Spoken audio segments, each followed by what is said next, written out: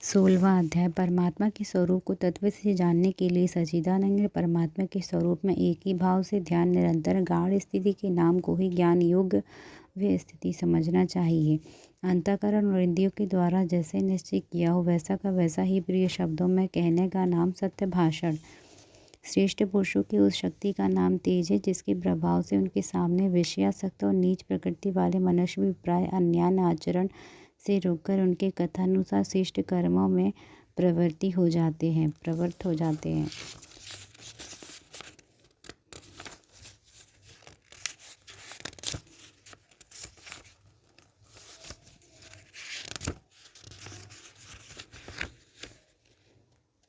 सर्व अनर्थों की मूल और नरक की प्राप्ति में हेतु होने से यहाँ काम क्रोध और लोभ को नरक के द्वार कहा है। अपने उद्धार के लिए भगवद ज्ञानानुसार वर्तना ही अपने कल्याण का आचरण करना है।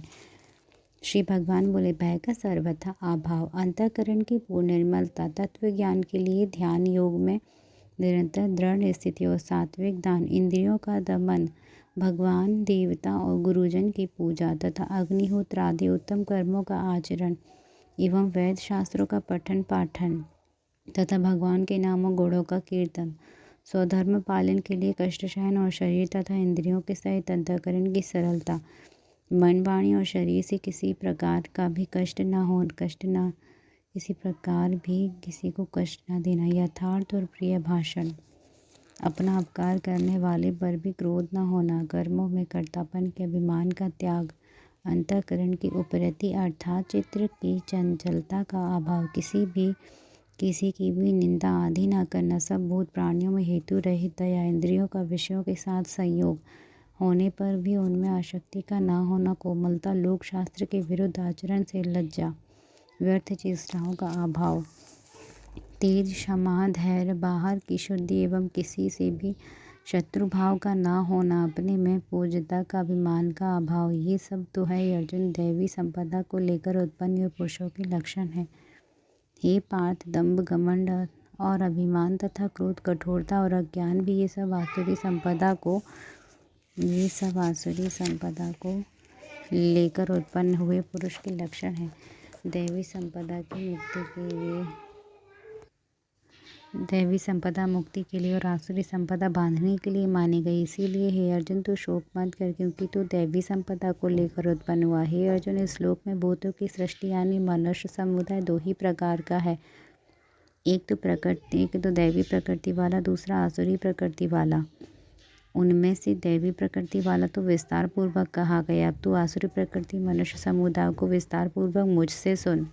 आसुरी स्वभाव वाले मनुष्य प्रवृत्ति और निवृत्ति इन दोनों को नहीं जानते, इसीलिए उनमें ना तो बाहर भीतर की शुद्धि है, न श्रेष्ठ आचरण और न सत्य भाषण ही है। वे आसुरी प्रकृति वाले मनुष्य कहा करते हैं कि जगत आश्रय रहे सर्वदा सत्य बिना ईश्वर के अपने आप केवल स्त्री पुरुष के संयोग से उत्पन्न है, केवल अतएव केवल काम ही इसका कारण है, इसके सिवा और क्या है। इस मिथ्या ज्ञान को अवलंबन करके जिनका स्वभाव नष्ट हो गया है, जिनकी बुद्धि मंद है, वे सबका अपकार करने वाले क्रूरकर्मी मनुष्य केवल जगत के नाश के लिए ही समर्थ होते हैं। वे दंभ, मान और मद से युक्त मनुष्य किसी प्रकार भी पूर्ण न होने वाली कामनाओं का आश्रय लेकर अज्ञान से मिथ्या सिद्धांतों को ग्रहण करके भ्रष्ट आचरणों को धारण करके संसार में विचरते हैं तथा वे मृत्यु पर्यंत रहने वाले असंख्य चिंताओं का आश्रय लेने वाले, विषय भोगों के भोगने में तत्पर रहने वाले और इतना ही सुख है इस प्रकार मानने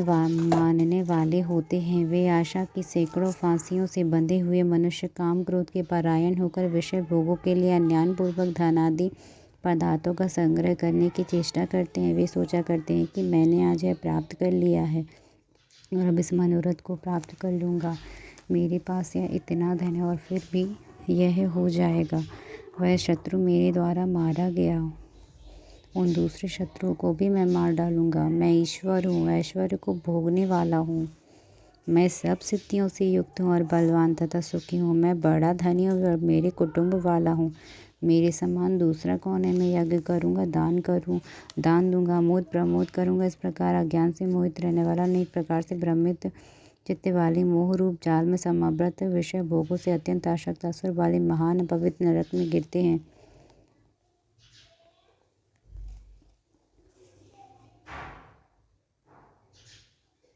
मैं अपने आप को ही श्रेष्ठ मानने वाले घमंडी पुरुष धन मान के मद से युक्त होकर केवल नाम मात्र के यज्ञों द्वारा पाखंड शास्त्रविद यजन करते हैं। वे अहंकार, बल, घमंड, कामना, क्रोध आदि के परायण, दूसरों की निंदा करने वाले पुरुष अपने और दूसरों के शरीर में स्थित हुए मुझ अंतर्यामी में द्वेष करने वाले होते हैं। उन द्वेष करने वाले पापाचारी क्रूरकर्मी नराधमों को मैं संसार में बार बार आसुरी योनियों में ही डालता हूँ।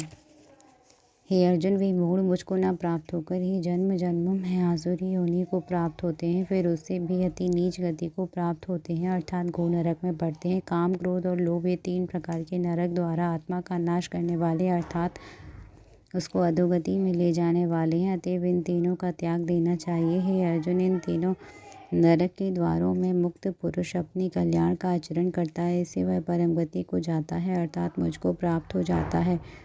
जो पुरुष शास्त्र विधि को त्याग कर अपनी इच्छा से मनमाना आचरण करता है, ना वह सिद्धि को प्राप्त होता, ना परम गति को, ना ही सुख को है।